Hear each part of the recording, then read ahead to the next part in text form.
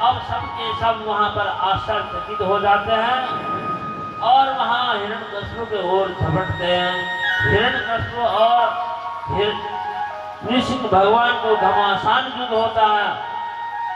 अब नृसिंह भगवान प्रतीक्षा कर रहे हैं कि ये समय कब आएगा, क्योंकि न वो दिन में मरेगा, न रात में, न घर में, न बाहर में। ऐसे सारे वरदान को बचाते हुए न अस्त्र में शस्त्र से, अब देखिए घर के खेलते खेलते घर के ओछ में नीचे ले जा करके और अपने जांग में रखते हैं। न पृथ्वी है न आकाश है, और जांग में रख करके और अपने नख से जो शीर का जो नख होता है, वो नख से उसकी छाती में हाथ लगाते हैं और छाती में हाथ लगा करके क्यों ही विदीर्ण कर देते हैं। और उस समय में हिरण्यकश्यप का प्राण पखेरु समाप्त हो जाता है। बोले नृसिंह भगवान की जय। भगवान उसको वध करने के बाद अट्टहास करने लगे और सब ऋषि मुनि देवता सब भगवान से स्तुति करते, लेकिन शांत नहीं हो रहे।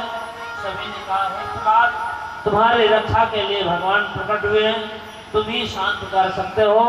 वहां पर भक्त प्रहलाद नृसिंह भगवान को बहुत स्तुति से अनुनय विनय करते हैं।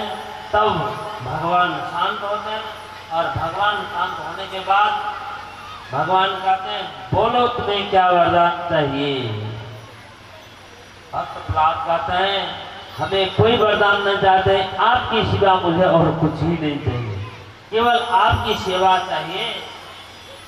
और अब यहाँ से जो वास्तविक जो भक्त होता है, भगवान से कुछ नहीं मांगते, केवल भगवान ही चाहिए। भगवान ही परम फल है उनके लिए।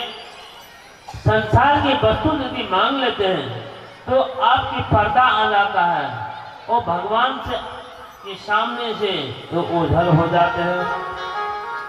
अब यहाँ कुछ स्तुति का वर्णन करने के बाद यहाँ पर एक कथा विराम हो जाएगी। अब आरती की तैयारी करेंगे।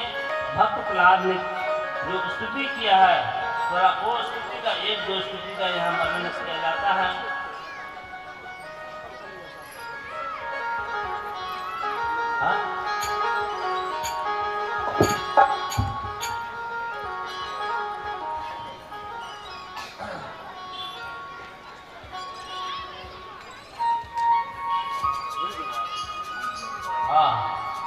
इस स्तुति में ऐसे स्तुति बहुत है, उन स्तुति में मैं थोड़ा ही एक दो स्तुति के मैं वर्णन करने जा रहा हूँ।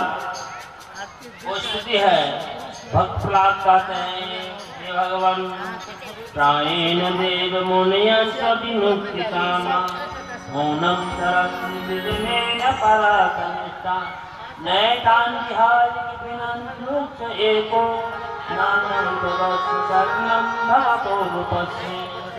हे भगवान, देवता, मनुष्य, ऋषि मुनि अपने मुक्ति के लिए एकांत में निवास करते हैं, लेकिन मैं चाहता हूँ कि मैं ही अकेला मुक्त न हूँ।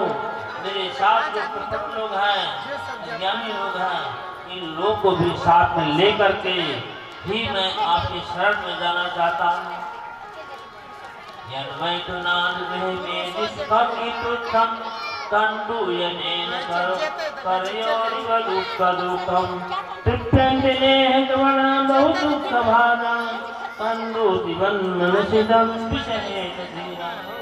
बस इस श्लोक के साथ हम विराम लेते हैं। यहाँ पर इस संसार में कभी भी किसी को सुख नहीं मिल सकता है।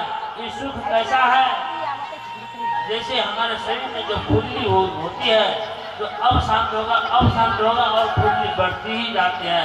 इसी प्रकार हम अपने अंदर में तभी सुख प्राप्त कर सकते हैं जब भगवान की भक्ति में लीन होंगे, तभी ये समाप्त हो सकते हैं। और पीछे के मिला से कभी सुखी नहीं हो सकता। और इतना कहते हुए अभी की कथा समाप्त हो रही है। और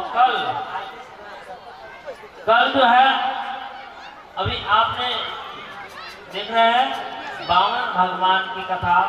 52 भगवान और राजा बलि की कथा आप लोग सुनेंगे।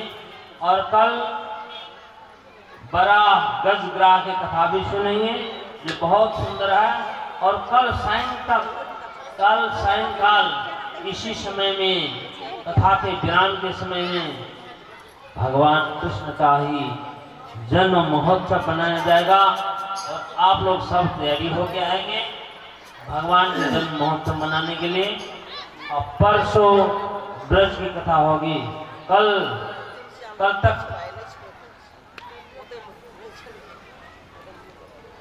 तक जो है, कल तक हम लोग कथा कहाँ तक पहुंचेंगे? भगवान कृष्ण का जन्म कहाँ पर हुआ? आप लोग बोले तो मथुरा में। मथुरा में जन्म आज लेते हैं और कल तुरंत वहां ब्रज चले जाते हैं। तो मथुरा तक की कथा कल हम लोग सुनेंगे और परसों ब्रज में उत्सव मनाया जाएगा। तो ठीक है, तो कल ही हम लोग मना लेंगे उत्सव। तो कल आप लोग तैयारी होके आएंगे। अब आरती की तैयारी किया जाए। पहले नाथ की आरती होगी और तब भगवान की भी आरती, 2 आरती होगी, माने 2 आरती गान होगी। तो नाद शक्ति है, शक्ति के बाद शिव है, तो शिव की भी और शक्ति भी दोनों की आरती होगी।